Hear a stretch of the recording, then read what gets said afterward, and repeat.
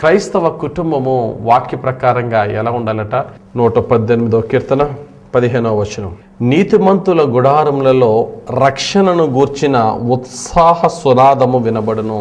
నీవు నేను దేవుని దృష్టిలో నీతిగా ఉంటే మన ఇంట్లో ఏం వినబడాలట? మన ఇంటి నుంచి ప్రక్కింటి వాళ్ళకి సంతోషంగా స్తుతులు వినబడాలి.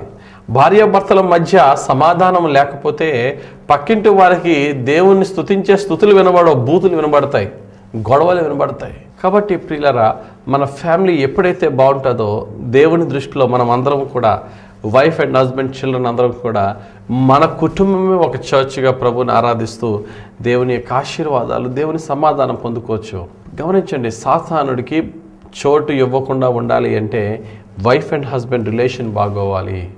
అందుకనే మొట్టమొదటి దంపతులైనటువంటి ఆదాము అవ్వల్ని సాతానుడు ప్రవేశించి వారి జీవితాలని భయంకరమైన కష్టాలకు గురి చేశాడో, అక్కడ వైవాహిక జీవితం ఎప్పుడైతే బ్రేక్ అయిందో అక్కడ చర్చ్ బ్రేక్ అయింది.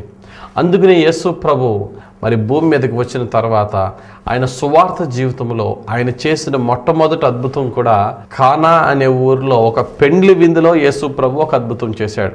ఆయన చేసిన మొట్టమొదటి మిరాకిల్కి పెండ్లిని ఒక వేదికగా, ఒక ప్లాట్ఫామ్గా యేసు ప్రభు ఉపయోగించుకున్నాడంటే ఆయన పెండ్లికి ఇచ్చిన అత్యున్నతమైన వాల్యూ ఇక్కడ మనం చూస్తున్నాం.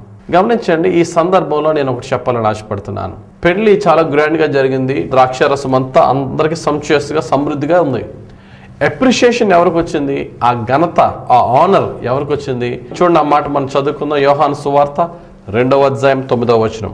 ఆ విందు ప్రధాని పెండ్లి కుమారుని పిలిచి, ప్రతివాడు మొదట మంచి ద్రాక్షారసము పోసి జనులు మత్తుగా ఉన్నప్పుడు జబ్బు రసము పోయెను, నీవైతే ఇది వరకును మంచి ద్రాక్షారసము ఉంచుకొని ఉన్నావని అతనితో చెప్పాను. ఇక్కడ గమనించండి, నేను ఆ మాట నేను చూసినప్పుడు ఆ ఘనత, ఆ ఆనర్ అంతా ఎవరికి వెళ్ళింది?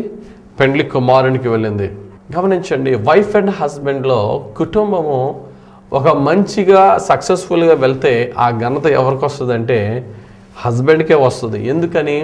Husband is the head of the family. కాబట్టి అందుకనే అంటాను, ఫ్యామిలీని మంచి బాటలో నడిపించాలన్నా, ఫ్యామిలీ నాశనం అవ్వాలన్నా ఒక కుటుంబానికి అధికారిగా, అధిపతిగా, నాయకునిగా ఉన్నవాడు భర్త మీద ఆధారపడి ఉంటుంది.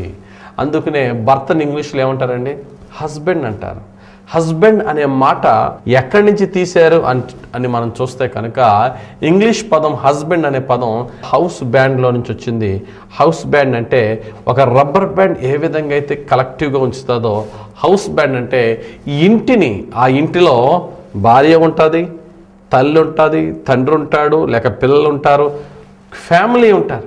ఈ ఫ్యామిలీని అంతటినీ కూడా చిన్న చిన్న పెద్ద డిఫరెన్స్ ఏమన్నా వస్తే కుటుంబం స్కాటర్ అవ్వకపోకుండా అందరినీ కలిపి ఒక చోట ఉంచి రైట్ వేలో నడిపించేది ఎవరంటే హౌస్ బ్యాండ్ అయినటువంటి హస్బెండ్. అతడు ఏం చేయాలట?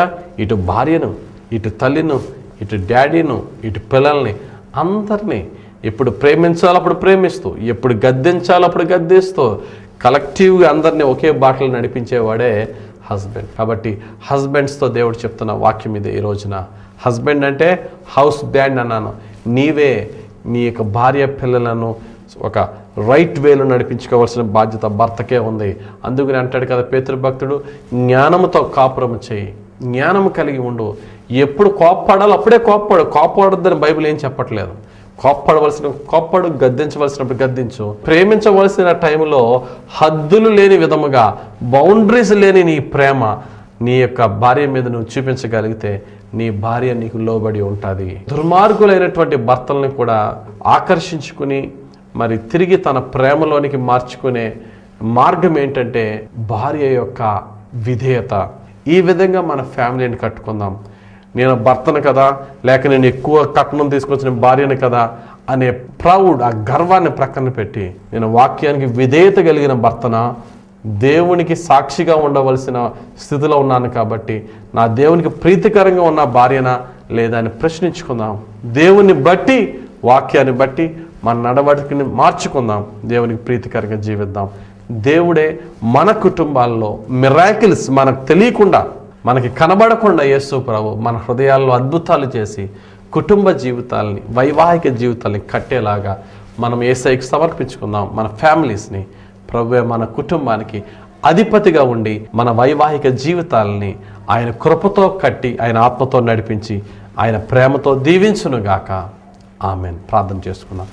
ప్రేమ కలిగిన యేసయ్యా నీకు స్తోత్రాలు. ఈరోజు మీరు ఇచ్చిన వాక్య ప్రకారముగా ఎన్నో కుటుంబాలనైనా నీ యొక్క నామములో వాగ్దానం చేసుకున్న కుటుంబాలే వాగ్దానాలు మర్చిపోయి భర్తలకు భార్యలు, భార్యలకు భర్తలు అవిధేయులుగా జీవించి వారి వైవాహిక జీవితాలని బహు దుఃఖకరంగా చేసుకొనిచున్నారు. ఈ సమయంలో మా యొక్క జీవితాలతో మాట్లాడండి. మీరే మా యొక్క కుటుంబాల్లో అద్భుతాలు చేసి ఒకరి హృదయాలు ఒకరి వైపు త్రిప్పండి. మా పరమ తండ్రి, ఏ కుటుంబంలో అయితే సమాధానం లేదో, ఇదిగో ఇప్పుడు ఈ వాక్యం విన్నవారు ఏ భార్యాభర్తల మధ్య అయితే సఖ్యత, సమాధానము, సంతోషము లేదో, అద్భుతంగా వారి మధ్య నీ సఖ్యతను, నీ సమాధానమును, నీ పరిశుద్ధాత్మతో భర్తకు విధేయత కలిగి ఉండే హృదయం భార్యకు, భార్యను ప్రేమించి ఎప్రిషియేట్ చేసే హృదయం భర్తకు దయచేయండి. నాయన, వివాహము ఘనముగా ఉండాలన్నావు, పానుపు నిష్కలంకంగా ఉండాలన్నావు. పెళ్లి చేసుకున్న భార్యకు, పెళ్లి చేసుకున్న భర్తకు నమ్మకముగా ఉండే నమ్మకమైన జీవితాలు మాకు దయచేయండి. ఎవరైనా అన్యాయం చేస్తే నీ శిక్షకు లోనవుతామనే భయము ప్రతి ఒక్కరిలో కలుగు చేసి నీ పరిశుద్ధ బాటలో నడిపించి ప్రతి కుటుంబ వైవాహిక జీవితాన్ని నీ ప్రేమతో, నీ పరిశుద్ధ ఆత్మతో, నీ కృపతో కట్టి దీవించమని, మమ్ములను మా కుటుంబాలను దీవించమని యేసు నామములో ప్రార్థించి వేడుకొనుచున్నాము మా పరమ తండ్రి. ఆమెన్. God bless you. అందరికీ వందనాలు.